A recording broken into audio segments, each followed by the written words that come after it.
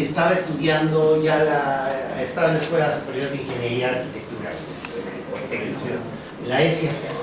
Pero yo tenía muchos amigos en la Facultad de Ciencias y en esos años todavía era yo en alguna ocasión fui jugador de fútbol americano, jugué hasta juvenil, no llegué a intermedia y menos a ligas mayores, pero siempre nos gustó el fútbol americano, entonces siempre nos gustaba ir al estadio de Ciudad Universitaria y bueno, ahí luego había, al salir del estadio, se encontraba uno con los chicos del otro equipo, etcétera, etcétera. Entonces, bueno, en una ocasión me encuentro con un chico muy preparatoriano y yo traía un suéter del poli. Entonces, anda allá, me quitan el suéter del poli, me suben los brazos y me quitan las plumas y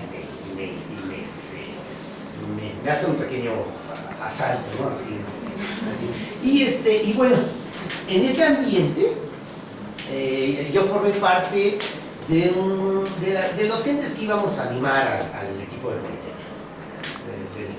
Entonces, iba a animar al equipo del Poli, y ya cuando yo entré al profesional, yo estaba en el grupo de animación de esos años. Yo ya había dejado la vocacional, ya tenía 4 años que había dejado la vocacional, yo estaba terminando mi escuela profesional. Y en esos años a mí me tocaba, todavía estuvimos en el último partido de fútbol americano antes del 68, en el que al final del partido va ganando la UNAM y gana el Poli, pero de una forma rarísima. En esos años regresa Omar Fierro, un tipo que regresa al equipo guinda del Politécnico, y era un tipo que tenía en esos años 41 años, entonces ya no podía ni con su alma, por decirlo de alguna manera. Entonces hacen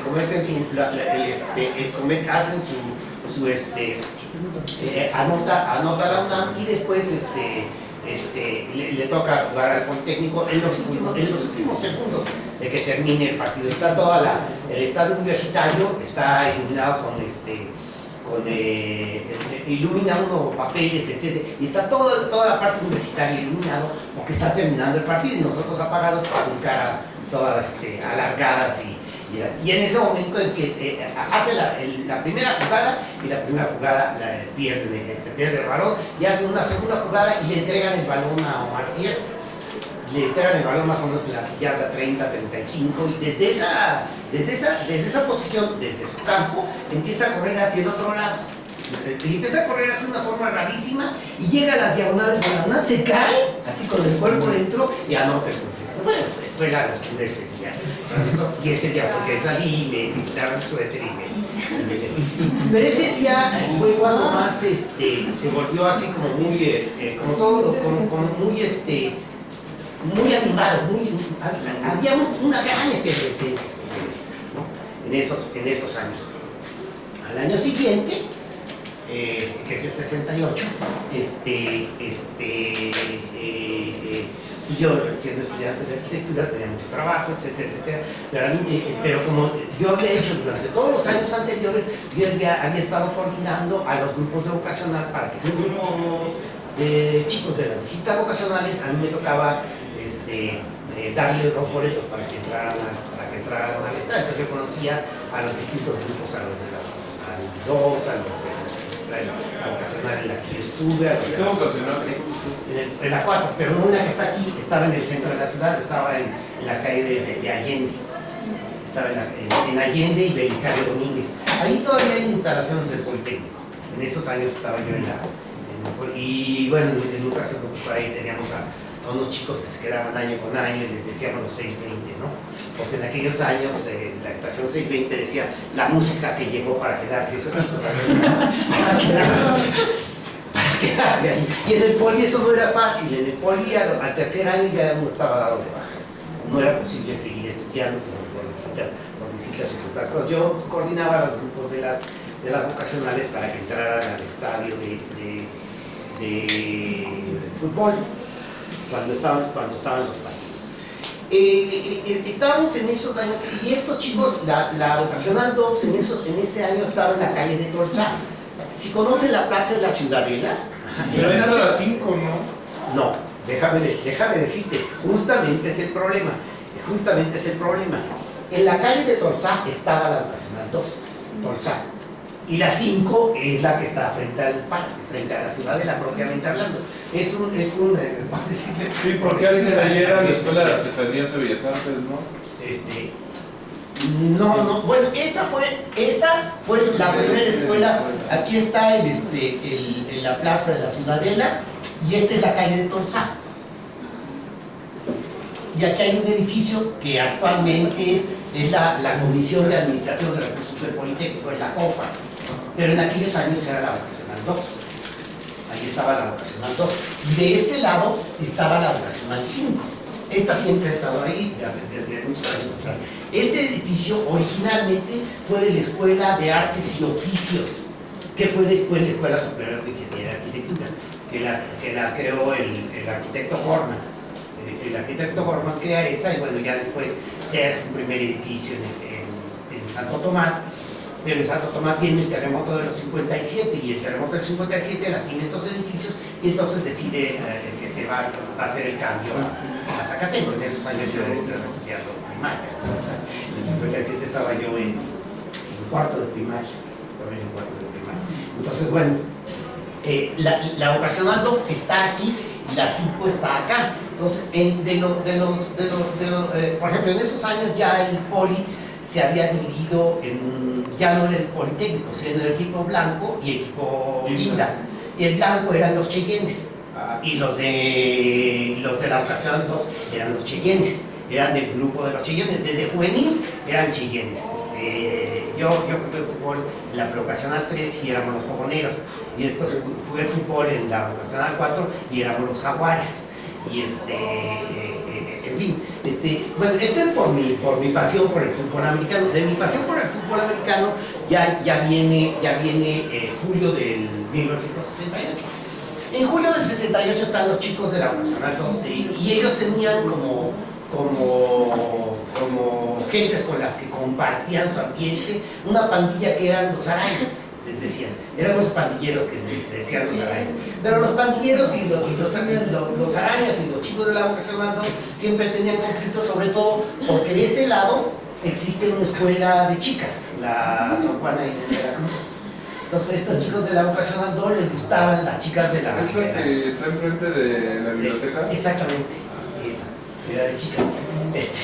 Y junto con esas chicas, a los muchachos de la vocacional 2 les gustaban tanto las chicas de la vocacional 5 como las chicas de las escuelas privadas que había en el terreno. Entre otras, la Isaco Choterena. ¿Sí? Entonces, ellos andaban enamorando a las chicas por aquí y por allá, y bueno, fueron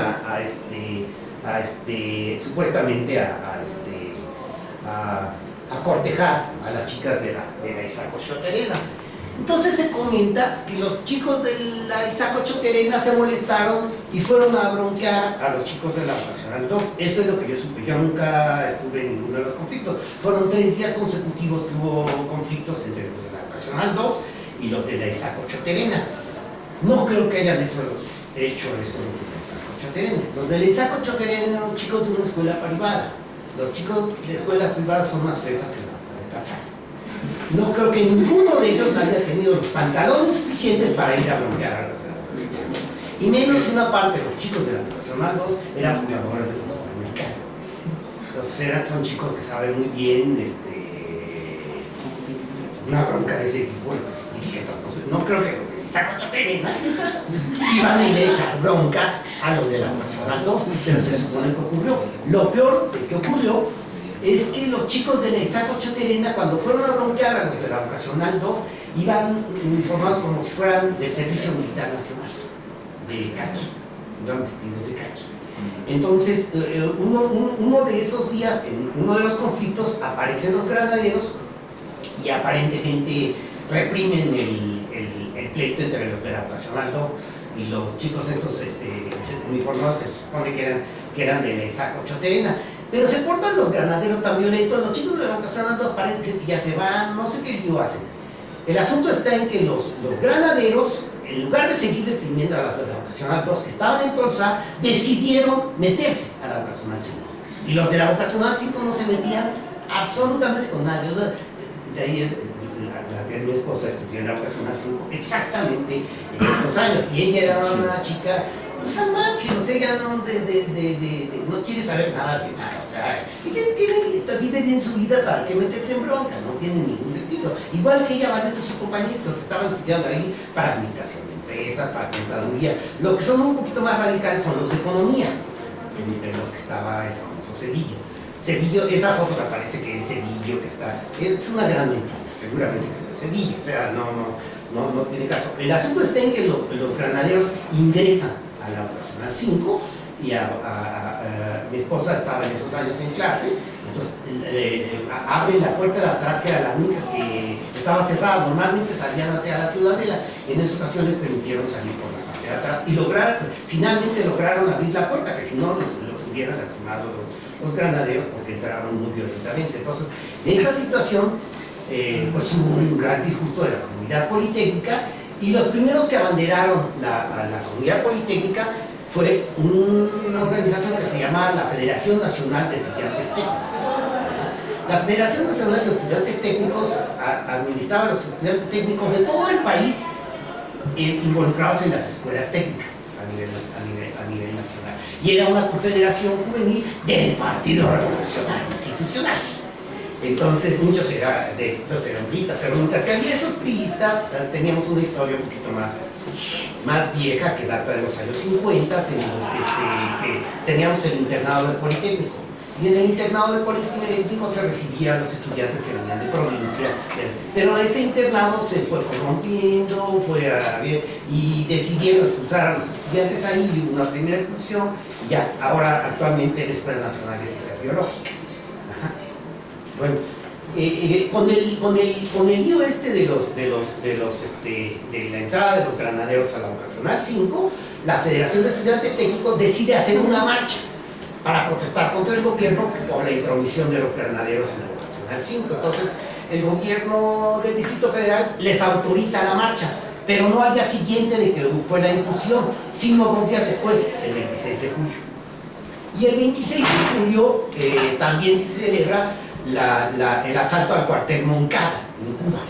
Entonces se celebra el asalto al cuartel Moncada, y ese día se conmemora el asalto al cuartel Moncada con una manifestación que salía de un cabaret que se llamaba el del Tío Sam, que estaba en la avenida de San Juan de Letrán, en una glorieta, en la glorieta del Tío Sam. Ahí se concentraban los estudiantes, y la mayoría de los estudiantes pues eran, la mayoría de ellos, de formación universitaria. Entonces eran universitarios, y ahí se forma la marcha para ir a conmemorar el asalto al cuartel Moncada, que terminaría en el monumento a Benito Juárez. Entonces se hace la marcha, llegan ellos al monumento a Benito Juárez, y yo veo con los muchachos que llegamos, solo se nos permite llegar al monumento a la Revolución. Entonces ya llegamos al monumento a la Revolución, y en el monumento a la Revolución empieza a decir la gente: vamos al Zócalo, al Zócalo, al Zócalo. Entonces, bueno, ahí va la gente al Zócalo, ¿no? Y por la Avenida Juárez. Entonces, al salir hacia el Zócalo, por la Avenida Juárez, nos encontramos con la marcha del cuartel Moncada. La mayoría de ellos, que eran entre trotskos y maoístas y comunistas, la mayoría de ellos de formación universitaria. Entonces la idea era que se iban a encontrar los del Poli con los universitarios, y a mitad de Avenida Juárez nos íbamos a agarrar a fregadas. Era la idea. Era la idea. Lo extraño es que los botes de basura tenían piedras. ¿Quién les puso las piedras? Entonces, bueno, aparecieron las piedras, y los perjudiciales, la policía judicial, la policía judicial, en lugar de empiezan a reprimir antes de que se dé el conflicto entre el pueblo y la universidad. Antes de que se dé el conflicto entre el pueblo y la universidad, los policías y los granaderos empiezan a ejercer la represión. Empiezan ellos a ejercer la represión, y pues viene la defensa de los estudiantes a usar las piedras, y viene el primer zipizape. Y con el primer zipizape, bueno, el repliegue de la mayoría de los estudiantes hacia el Zócalo, y es en los primeros momentos en los que empieza el secuestro de autobuses y el incendio de autobuses para formar trincheras y defenderse de los granaderos, ¿no? Entonces, eso pasa la primera noche, la del 26 de julio, Al día siguiente vuelve nuevamente a darse un nuevo conflicto y ahora ya enfrentando a los granaderos. Y sobre la calle de Argentina, donde está el monumento, bueno, las ruinas del Templo Mayor, ajá, en la calle de Argentina, a lo largo de la calle había armerías. Ajá. Entonces, desde esos años se atracan las armerías y se sacan las armas de las armerías y se usan las escuelas. En esos años estaba había 3 preparatorias juntas. La preparatoria 2, que estaba en San Ildefonso, luego la 1, que estaba en Justo Sierra, y luego en Primo Verdad, que era la 7. Entonces estaba la 7, la 1 y la 2. Y nosotros los de la vocacional 4, de ahí muy cerca de esa zona. Entonces era una zona estudiantil muy intensa. Había un ambiente estudiantil muy fuerte. Entonces, bueno, pues gracias a ese distinto tipo de situaciones, se usan las escuelas como cuarteles. Entonces se cierran las escuelas y desde arriba que se hacen que cócteles molotov, que no sé qué. Y ocasionalmente algunos de las gentes habían ido a atracar y tenían armas, ¿no? Desde fusiles hasta armas, no sé, a lo mejor una 38, ¿no? La 45 no es una versión mucho más elaborada, y la reciente son otra cosa. Entonces, y hubo una defensa. En esos años los granaderos dejaron de traer los fusiles con los que disparaban gases lacrimógenos. Para los gases lacrimógenos ya sabíamos que teníamos que traer pañuelos mojados con vinagre para evitar que de esa manera y bueno, ya teníamos además nosotros una historia. Yo era estudiante de la prevocacional 3 cerca de la normal. Entonces a veces había las famosas la lucha de los maestros. Fueron luchas anteriores a la nuestra: la de los maestros, la de los médicos y la de los ferrocarrileros. Las 3 rebeldías organizadas fueron reprimidas, y algunas de ellas, por ejemplo, la gente salía de la normal en una marcha de profesores y mandaban adelante a los niños, ¿sí? Entonces, bueno, y en esos años existía la famosa caballería. Entonces bajaban los de la caballería que venían por San Cosme, frente a lo que era en esos años el Cine Cosmos, y se replegaban hacia la universidad. Entonces, en esos años, cuando ellos hacían eso, digo nosotros como hacían los estudiantes, venían los caballos, y ¿qué creen que se hacía cuando aparecían los caballos? Canicas. Los caballos. Porque los tipos que iban con los caballos se encontraban a uno y te pegaban contra la pared y te iba como en feria, ¿no? Entonces, bueno, con canicas para tirar a los caballos. Y desde esos años, bueno, pues, más o menos había empieza uno a hacer un poco la rebeldía de esos años. Entonces aprendí a hacer lo que es la famosa bomba molotov, ¿sí? Entonces esas bombas molotov se usaron en los edificios, tanto en el de San Ildefonso como el de Justo Sierra, y entonces son prácticamente 3 noches consecutivas la del 26 por la noche, la del 27 por la noche y la del 28. Y del 28 al 29, porque ya los granaderos ya llevan fusiles y ya disparan, ya no van,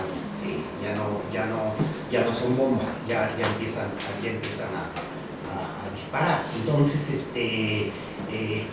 quién sabe quién organiza el asunto. El asunto está en que ese día deciden que la parte de San Ildefonso, la puerta que da hacia San Ildefonso, la derriban con una bazooka. Justo para arrestar a todos los estudiantes, y reprimen a las otras escuelas, incluida la vocacional 2. La vocacional 2 también toma la vocacional 5, y es el ejército el que toma la vocacional 5. No me acuerdo si en esos años fueron los paracaidistas. No me acuerdo si fueron los paracaidistas, porque los paracaidistas eran los especialistas entrenados en la represión universitaria. Eso lo vi hasta el 8 de octubre. Entonces ellos toman las universidades, y entonces en esos años cuando se hace la toma de Prepa 1, llegan los muchachos de la vocacional 2 a una asamblea que hay en la Escuela de Economía. Ese día yo estaba en Economía. Entonces, ¿La superior? en la Superior de Economía y en Santo Tomás. Exactamente. Entonces aparecen los muchachos de la vocacional 2, todos pues enfurecidos porque fue tomada la escuela. Entonces ellos quieren a título personal ir a expulsar a los soldados, ¿no? O sea, su estado de ánimo es que quieren ir a expulsar a los soldados, ¿no? Entonces quieren irse allá, bueno, ese día me toca, bueno, ellos quieren irse para allá, entonces yo les pido que por favor se detengan un momento, porque yo ya los conocía algunos de ellos. Y yo, déjame que yo tengo los autobuses, yo ya me subo y les explico a los de los autobuses que los muchachos pues quieren ir a defender su escuela, que por favor si los dejaban en el autobús, y toda la gente bajaba muy tranquilamente, porque si subían los muchachos lo iban a hacer violentos. Entonces, para evitar que fuera la violencia, entonces yo me subo y ellos toman 4 autobuses. Yo me quedo ahí y aparece un cuate y me invita a asistir a una reunión que iba a darse también cerca donde estaba la vocacional 4, no me acuerdo cómo se llama el lugar para que tomemos algunos acuerdos, etcétera, etcétera. El asunto está en que al día siguiente decide hacer una marcha universitaria por la agresión a las instalaciones universitarias, y sale la marcha de Ciudad Universitaria por todo Insurgentes hasta el monumento, hasta el Liverpool, Insurgentes y Félix Cuevas. Entonces sube hasta Insurgentes Félix Cuevas y luego camina por todo Félix Cuevas hasta Avenida Coyoacán, y de Avenida Coyoacán nuevamente a Ciudad Universitaria a hacer arengas de qué estaba pasando. Entonces en esa ocasión habla Barro Sierra y hablan varias personas así un poco molestos por lo que estaba sucediendo. Aparentemente, bueno, después ya damos una interpretación. Después de esa segunda marcha hay una primera convocatoria de organización estudiantil y se forma en esos años el famoso Consejo Nacional de Huelga. En realidad el Consejo Nacional de Huelga intenta hacer lo mismo que Yo Soy 132, es decir, es una forma solidaria, pero sin líderes, supuestamente, para que no hubiera líderes a cuales señalarlos y con los cuales arrestar y desmantelar el movimiento estudiantil, aunque fue un movimiento muy espontáneo. Yo jamás nadie me dijo ni cómo, o sea, era una idea que había ya entre nosotros, ¿sabías? Que era que cómo tirar a los caballos pues, con canicas, que cómo hacer repeler agresiones, pues la bomba molotov, o sea, cosas sencillas, cosas simples de hacer, ¿no? Entonces nadie tenía que llegar a decirnos a nosotros ni nada. Luego, por el miedo que uno tenía, uno sabía que con los perjudiciales había que andarse con cuidado. Entonces, si uno andaba en la calle, procuraba andar en la calle, si no formaba parte de alguna de esas brigadas, siempre en sentido contrario a la circulación vehicular. O si veía uno venir a esos spots en un auto, uno lo veía y entonces uno corría en sentido contrario y no es igual que te persigan en el auto. Entonces, y corría uno en sentido contrario y siempre separados. Es decir, unos 4 circulaban en una banqueta separados y otros 3 en la otra banqueta también separados, para evitar justamente que entre los perjudiciales y lo que en aquellos años se decían que eran las madrinas, que eran asistentes de los perjudiciales, eran malditos que esperaban a ser perjudiciales y que no tenían la cara, pero que eran unos perros también, ¿no? Entonces, para evitarlos a ellos, y luego también nosotros, con toda esa situación, decidimos que no éramos nosotros, sino teníamos seudónimos, y empezaron a organizarse. Hacíamos asambleas en las distintas escuelas, en ciencias políticas, por ejemplo, y en ciencias políticas se convenía que se iba a ir a hablar con los trabajadores y decidíamos, va un grupo de 4 brigadas a San Bartolo Naucalpan y nos vamos a ver en tal empresa. Entonces nos íbamos hacia San Bartolo Naucalpan, pero no en grupo, sino cada quien hacía título individual, y luego ya quedábamos en vernos en tal lugar, nos veíamos en ese lugar, llegábamos ya a la entrada de la empresa, asaltábamos prácticamente a la empresa, montábamos una especie de templete, las otras gentes iban a llamar a los trabajadores, todos los llamábamos y les hablábamos sobre los problemas que había, ¿no? La idea era que en esos años pensábamos nosotros que teníamos mejorar las condiciones. Entonces a mí me tocó estar en 3 eventos, ¿no? en ferrocarril de cintura y 2 empresas en San Bartolo de Naucalpan. Entonces hacíamos ese ese tipo de detalles. Y en esos años, bueno, empiezan a salir los famosos tanques de asalto. Y luego nosotros en las brigadas también nos subíamos a los autobuses, y en los autobuses les explicábamos a la gente que muchas de las medidas que estaba tomando el gobierno eran medidas que contradecían los derechos que uno tenía de acuerdo con la Constitución. Compramos constituciones, vendíamos las constituciones, volanteábamos y nos daban dinero. Y cuando andábamos en algunos lugares en los que había los carros de asalto, choreábamos también a los soldados. Choreábamos a los soldados y les decíamos que están, ustedes son del pueblo, porque nos atacan, ustedes no tienen que vernos como ustedes. Les tiramos un rollo, y algunos de los brigadistas les pegaban a los carros de asalto, los cartelicianos, ¿no? Entonces esa fue y eran carros de asalto, no eran tanques, eran de neumáticos, eran de neumáticos, ¿no? Entonces, bueno, ya se decide hacer la primera manifestación, y sale del monumento, del parque que está frente al Museo de Antropología. Entonces, en el Museo de Antropología salen tres manifestaciones. En la segunda, la del silencio, fue una manifestación pues así muy impactante, muy impactante. En esos años, ese día, los helicópteros están volando sobre nosotros y tiran advertencias de que hay gente que va a provocar a los soldados para que los soldados nos repriman al llegar a la embajada gringa.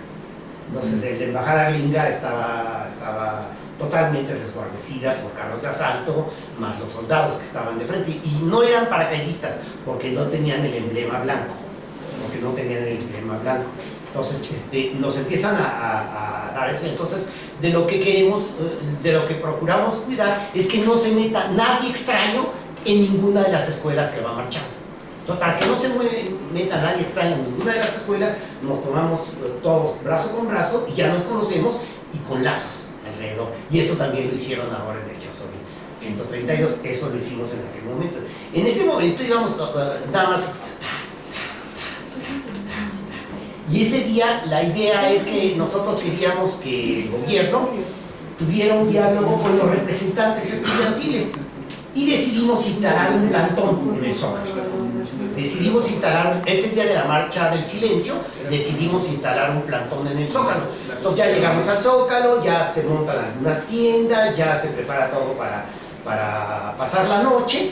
Estamos preparándonos para pasar la noche, y hay los altavoces, y en los altavoces abre el altavoz.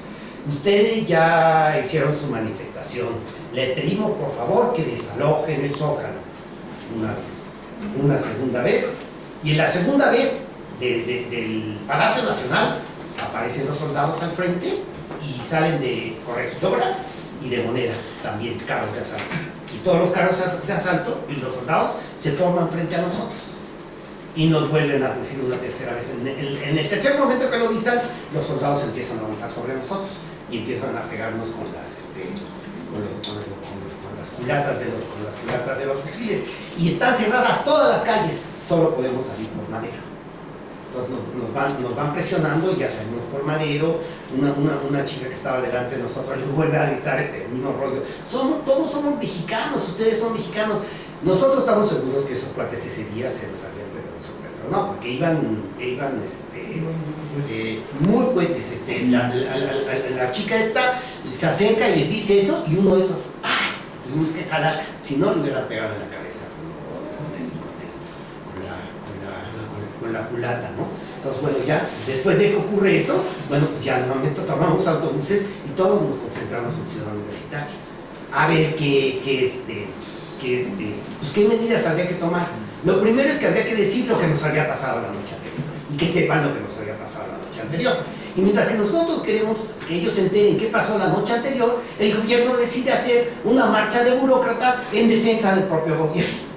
Entonces salen los burócratas al Zócalo, y ya íbamos nosotros a tirar ese rollo, a decir lo que nos había pasado la noche anterior y que los trabajadores del Estado se den, y los trabajadores del Estado van sacando, somos borregos, y ellos se asocian con nosotros. Cuando pasa eso, nuevamente vuelve a salir el ejército y nuevamente vuelve a haber represión bueno, pues otra vez nos volvemos a replegar a Ciudad Libertad, y es justo en el momento en que empezamos a aumentar el número de brigadas a las zonas laborales y queremos que los trabajadores sepan un poco la idea. En esos años, bueno, éramos un tanto idealistas, sigo pensando que seguimos siendo idealistas, pensamos nosotros que era posible hacer muchas cosas que no ha sido posible hacer y que era este tipo de detalles. Entonces, bueno, ese día pasa lo de la marcha de silencio. Y después, cuando intensificamos nuestra marcha a las brigadas, empiezan los primeros, las primeras arrestos de los miembros del Consejo Nacional de Huelga. Y entre otros de los arrestados estaba Cabeza de Vaca, que era el representante de Chapingo. Pero al representante Chapingo había un chico que lo sustituía a este muchacho, y él a veces estaba en la brigada en la que yo estaba. Entonces, un día hubo 3 mítines en Tlatelolco. En el segundo mítin, ya estuvimos ahí, vamos a la casa de esta chica a la que le tiran el culatazo ahí por la lagunilla, nos quedamos ahí en la lagunilla, ya vamos con ella, y estamos así muy tranquilos, pero hay esta chica y otro compañerito suyo eran troscos. Nosotros sabíamos que había afiliaciones políticas extrañas, o sea, que maoístas, que troscos, que, o sea, en realidad era un nivel de confusión así raro. El asunto está en que ellos hubieran sido troscos, ella tenía un tocador, ajá, y estaba el tocador esquinado. En la parte de atrás del tocador había propaganda trosca. Entonces, ese día regresamos de ese mitin en Tlatelolco, estábamos platicando y de repente tocan a la puerta de la casa. Abre la señora, no me acuerdo cómo se llamaba esta chica. Sé que su nombre es Blanca, pero no se llamaba Blanca, tenía un seudónimo. Entonces, ella abre la puerta y un tipo le pregunta que si está esta chica. Entonces, ella ve a este tipo y a otro tipo extraño atrás de él, le pregunta, dice, no se encuentra. Es que avientan la puerta y que se metan. Eran de la Federal de Seguridad. Todos contra la pared, todos contra la pared y todos se separan. La Federal de Seguridad llegó por nosotros a casa de esta chica. Porque en el equipo que estábamos nosotros estaba el que representaba en el Consejo Nacional de Huelga a Cabeza de Vaca. No era Cabeza de Vaca, lo habían arrestado. En su lugar estaba este otro muchacho, y este muchacho estaba en las brigadas en las que... Oiga, ¿y con qué cargos arrestaron a Cabeza de Vaca? A todos los que formaban parte del Consejo Nacional de Huelga eran arrestados, y en esos años había distintos delitos, ¿sí? Desde bloquear las vías generales de comunicación, o sea, delitos políticos fundamentalmente. Y una de las ideas que nosotros proponíamos es que desaparecieran esos delitos, que desapareciera un grupo represor, que era el de granaderos. En realidad era un artificio, ¿sí? Era un artificio y era un excelente momento de rebeldía que ocurrió en el único grupo que podía tener una rebeldía sin que fuera reprimida, que fue lo que pasó a los maestros, a los ferrocarrileros y a los médicos, ¿sí? A los médicos, cuando los médicos estaban de huelga, entraron los médicos, el ejército como médicos, ¿sí? Y los desplazaron a ellos, y a los ferrocarrileros también los desplazaron. Entonces, desde años atrás hubo distintas formas rebeldes. Esta fue una rebeldía estudiantil. Se supone que fue una rebeldía estudiantil, alguien decía que tenía mucho que ver con un evento que hubo en Cuba en esos años, de las organizaciones juveniles. No me acuerdo cómo se llamaba el evento, y alguien dice que es un asunto de ese tipo. Hubo muchas cosas que pasaron que yo no creo, que yo no le encuentro ni pies ni cabeza. Es decir, fue un nivel de agitación que teníamos. Por ejemplo, entre las gentes que estuvo con nosotros en el 2012 estaba este chico, Pablo Ignacio Taibo, 2, en esos años él era joven, y él venía de Portugal y nos vino a hablar de cómo estaban las luchas en Portugal. de cómo lo de la rosa y cómo los portugueses dejan las colonias y nos vienen a hablar. Y otro chico estuvo en París y vino a hablarnos de París. Entonces estábamos ahí y teníamos cineclub, y en los cineclub veíamos la represión contra los negros, veíamos, o sea, exacerbábamos mucho nuestro concepto, el idealismo que nos nutría en aquel momento. Por ejemplo, yo nunca fui maoísta, pero muchos de los conceptos de Mao eran muy interesantes, tanto eso como en aquellos momentos hubo celebraciones universitarias y hicieron la presentación de la revista de la universidad, y en la revista de la universidad 2 números estuvieron dedicados a las charlas del Foro de Yenal. Entonces en el Foro de Yenal hay un cuestionamiento a la vida burguesa que después retoma Mao y lo escribe en el famoso Libro Rojo. Entonces toda esa lectura, uno se nutría de esa lectura y uno estimulaba mucho el idealismo. También estaba lo del Che Guevara, ¿no? En Cuba. Ah, no, sí, claro. Fue como Sí. Bueno, esa es la otra, que era lo que todos decíamos, que con el Che había la idea de que había que hacer 1, 2, muchos Vietnams y muchos grupos de resistencia, y que esos distintos grupos de resistencia fracturaran al Estado. O sea, era la idea última, era una idea más que idealista. O sea, ni sentido de mí, ¿no? Pero es muy idealista, porque el pobre del Che fue abandonado en Bolivia. Desde que él estuvo en Angola, fue el comandante en Angola, hizo un trabajo muy interesante, y seguía él siendo un representante de un concepto idealista de la lucha, ¿no? Y su idea de hacer muchos vietnamitas, sí, era por ejemplo, en las marchas del 68 hay el cuerpo el perfil de un chico sangrando, y ese perfil de un chico lo hizo un compañero de mi escuela, de la ESI, ¿sí? Y los que hicieron el cartel en el que aparece Díaz Ordaz, que va de Chango a Díaz Ordaz, lo hicieron en la Academia de San Carlos. Es así como si fuera la evolución, y se ve una cabeza de gorila, luego otro, y luego la de Díaz Ordaz, ¿no? Así como se va transformando. Por eso dicen que este tipo es un equivalente a Díaz Ordaz, pero del lado opuesto, y entonces nos arresta ya la Federal de Seguridad, nos saca de ahí de la Lagunilla, y vamos a la plaza de Garibaldi, y en Garibaldi nos detenemos y nos pregunta quiénes somos, y ya decimos quiénes somos cada uno. Vamos en 3 vehículos distintos. Ajá. Y los vehículos distintos íbamos por el rumbo que ellos estaban tomando, íbamos hacia la carretera de Toluca. Sabíamos que la carretera de Toluca había ejecutado a los muchachos y habían dejado sus cuerpos abandonados por ahí. Entonces nosotros supusimos que a lo mejor tal vez nos hacía lo mismo a nosotros. Salimos a Garibaldi, y en Garibaldi nos identifican. Luego volvemos a salir hacia Santa María la Redonda, que es el eje central, y nos detienen en el Teatro Blanquita. Nuevamente nos vuelven a identificar. Avanzamos, nos vamos hasta Avenida Juárez, y llegamos a la Lotería Nacional, y en la Lotería Nacional nos vuelven a detener y nos vuelven a identificar, y seguimos avanzando hasta que llegamos a lo que es ahora donde está la Diana Cazadora. Enfrente está el cine Diana. Ahí nos vuelven a identificar por 3ª ocasión.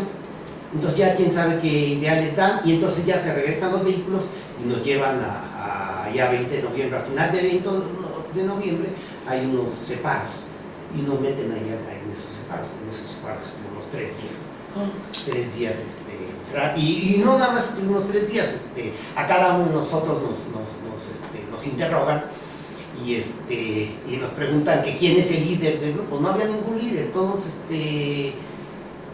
tomábamos una instrucción, tomábamos el volanteo y todo eso, pero no teníamos que rendirle cuentas a nada ni nadie, era muy espontáneo, y estaba estimulado por el idealismo nuestro y por la rabia que nos daba vernos reprimidos como estábamos siendo reprimidos. Todo eso nos estimulaba mucho, nos molestaba mucho, ¿no? Entonces, bueno, ese día vamos a ir, y un día antes o 2 días antes, les conté, me puse a jugar fútbol, un tochito con unos muchachos. Estábamos jugando tochito con unos muchachos, yo tomo el balón, me caigo y me raspo el brazo. Me raspo el brazo y cuando nos arresta la Federal de Seguridad yo tengo el brazo raspado. Entonces ellos dicen que yo soy seguramente de las gentes que andan incendiando los camiones.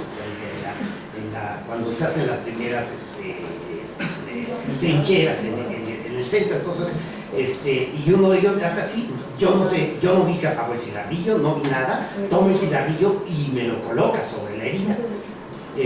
No me hizo nada, no sé si habrá apagado el cigarrillo, no sé si nada más fue la sensación de que estaba caliente, pero él quería estimularnos a que nosotros dijéramos que la chica con la que nosotros nos entrevistamos en la casa de la que fuimos arrestados era la líder, no era la líder de nada, nadie era líder de nada, eran 4 chicas y 3 compañeros, más 2, un hermano suyo y un amigo de su hermano que no tenían nada que ver con y a todos nos metieron en los separos, ¿no? Nos dejan en libertad, ya nos dan, ya las personas les hablan a nuestros padres, que nos pongan en paz, que ya no permitan que sigamos haciendo lo que estamos haciendo, etcétera, etcétera. El asunto está al día siguiente, 2 días después, el 2 de octubre. Y ahí vamos, el 2 de octubre. En esta tercera ocasión del 2 de octubre, la idea era que habían desalojado las instalaciones de la universidad. Entonces la idea era que en ese mismo momento las instalaciones del Politécnico que estaban en Santo Tomás también fueran desalojadas, porque el ejército las estaba ocupando. Entonces, como el ejército las estaba ocupando, la marcha del mitin en Tlatelolco era para que nosotros saliéramos por Manuel González y marcháramos al casco de Santo Tomás a presionar para que el ejército saliera del casco de Santo Tomás. Entonces, estábamos en esa situación y en esa situación aparecen de repente con sus matracas y con un silbato de tren los ferrocarrileros que llegan a unirse al mitin de Tlatelolco. Pero la UNAM y el PUL estaban juntos. Todos estábamos juntos.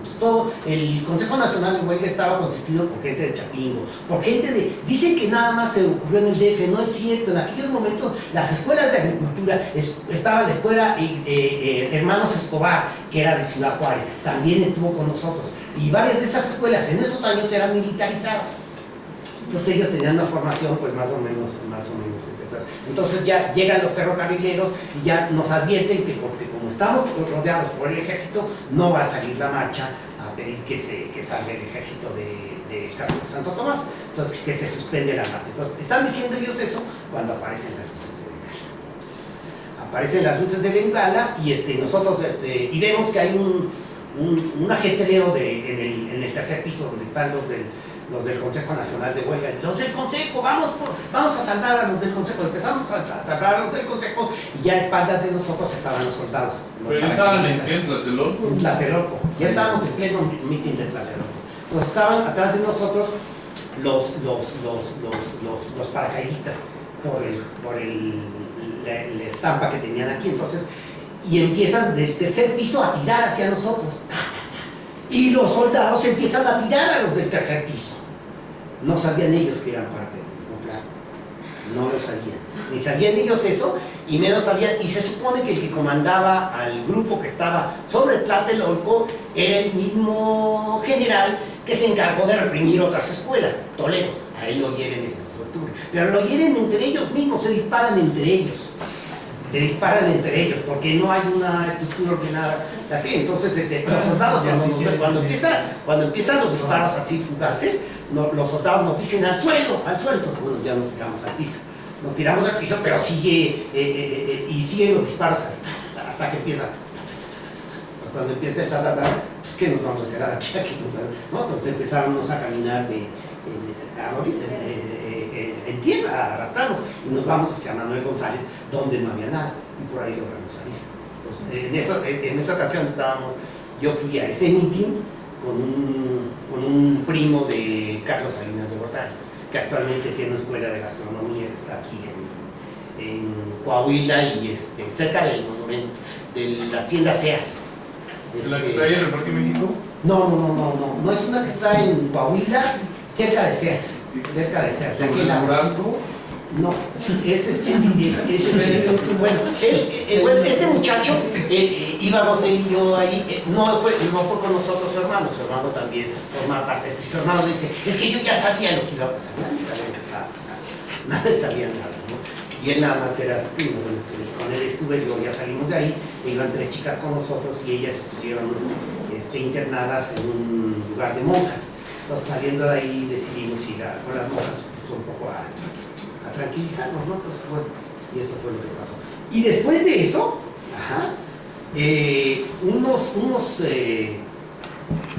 no sé si fue 2 días o 3 días, se hizo otro meeting en el campanario junto al Canal 11.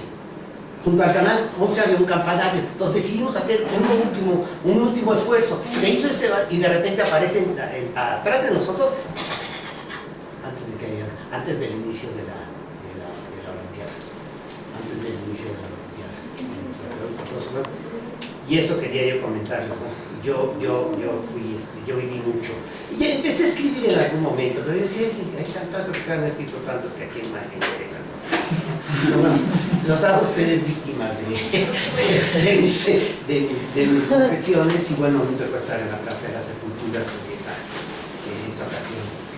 Un compañero mío que sí estuvo en la zona en la que sí hubo muertos, le tocó estar ahí toda la noche y lo recluyeron en el campo militar y ellos estaban boca abajo y a veces reportaban que había cuerpos y ellos pasaban los cuerpos por la espalda y los subían a camiones militares y de los camiones militares se los llevaban al campo militar. La otra cosa interesante, una anécdota nada más, es que en esa ocasión una de las gentes herida fue Oriana Falache, una periodista, una corresponsal de guerra. Esa corresponsal de guerra la ingresaron al anfiteatro de la delegación que estaba allí en la colonia Guerrero. Ahí la ingresaron como muerta. ¿Sí? Luego ya se dieron cuenta que no estaba muerta y Díaz Ordaz se indignó con que cómo le permitían estar ahí. Imagínense, ella fue corresponsal de guerra y nunca la lastimaron y aquí estuvieron, la colocan en el anfiteatro suponiendo que estaba muerta. Y murió apenas hace 4 años y ella fue corresponsal de guerra. Entonces era lo que yo quería comentarles, ¿no?